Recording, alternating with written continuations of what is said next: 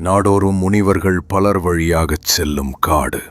அங்கே இரு அசுரர்கள், வாதப்பி மற்றும் இல்வலன், மந்திரத்தால் முனிவர்களை ஏமாற்றி கொன்று வந்தனர்.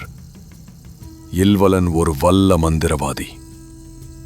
வாதப்பியை ஆட்டுக்கறி போல மாற்றி முனிவர்களுக்கு உணவாக அளிப்பான்.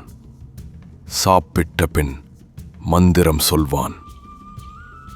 வாதப்பி, புறப்படு.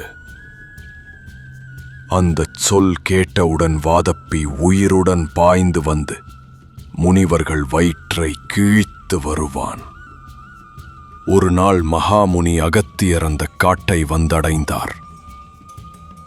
இல்வலன் பழைய தந்திரத்தையே பயன்படுத்தினான். வாதப்பி சமைத்து விருந்து அளித்தான். அகத்தியர் சாந்தமாக முழுவதையும் உண்டார். உணவு முடிந்ததும் இல்வலன் வழக்கம் போல் மந்திரம் சொன்னான்.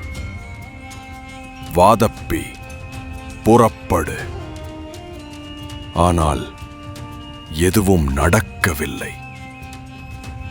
அந்த கணம் அகத்தியர் சிரித்து கூறினார். வாதப்பி ஜீர்ணம். வாதப்பி ஜீரணமாகிவிட்டான். அகத்தியரின் அற்புத சக்தி காரணமாக வாதப்பி உடனே சாம்பலானான். இல்வலன் பயந்து ஓடிப்போனான். அறிவும் தெய்வீக சக்தியும் எந்த தீமையையும் வெல்லும். இதற்கு சாட்சி அகத்தியர்.